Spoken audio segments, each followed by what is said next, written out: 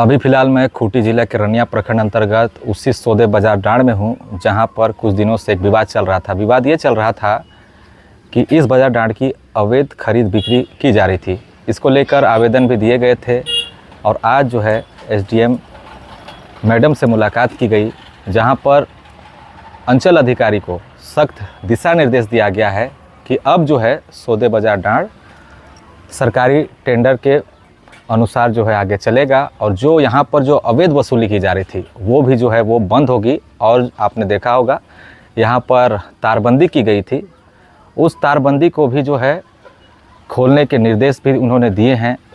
और अब जो है जो बाज़ार डांड लगता था वो इसी तरह से बाज़ार यहाँ चलते रहेगा, क्योंकि मैंने आपको दिखाया भी था किस तरीके से एकाधिकार जमा कर भूमि समावित्त दिखाकर जो है इस पूरे बाज़ार डांड को अवैध तरीके से बेचने की पूरी तैयारी थी। लेकिन अब जो है ये बाज़ार डांड नहीं बिक्री होगी।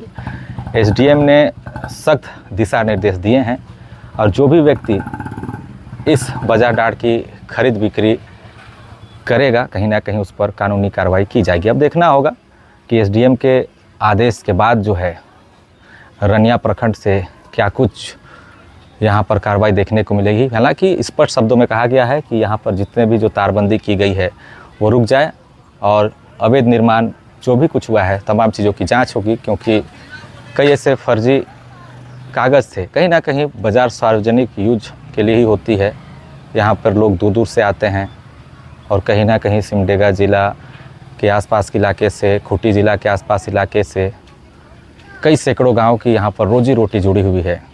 और कहीं ना कहीं ये फ़ैसला काफ़ी ज़्यादा सबके लिए जो है एक फ़ायदेमंद होगी।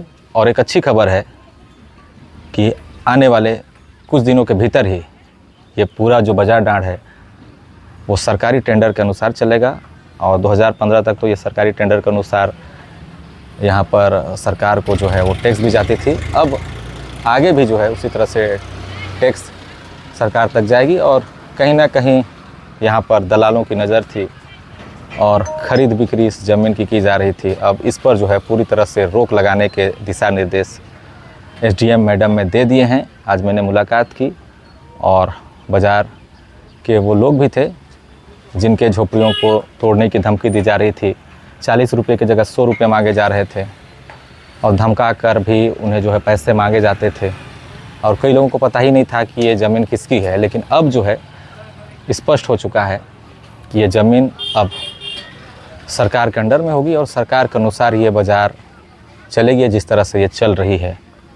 हालांकि बाज़ार को बेचने के लिए कई तरह की फर्जीवाड़ा का भी जो है वो संकेत दिखाई दे रहे हैं। आने वाले समय में उसका भी उजागर ज़रूर होगा, लेकिन एसडीएम मैडम ने ये ज़रूर कहा है कि इस फर्जीवाड़ा का जो लेन देन हुआ था, खास करके इस ज़मीन को जिसने भी ख़रीदा था उसे भी ये सख्त निर्देश दिया गया है, क्योंकि कोई भी सार्वजनिक भूमि जहां बाज़ार लगती हो उसकी खरीद बिक्री कहीं ना कहीं कानूनी अपराध है और जिस भी व्यक्ति के द्वारा उससे बिक्री की गई हो और रजिस्ट्री की गई हो तो कहीं ना कहीं ये पूरी मिली भगत के द्वारा ही जो है संभव हो पाया है।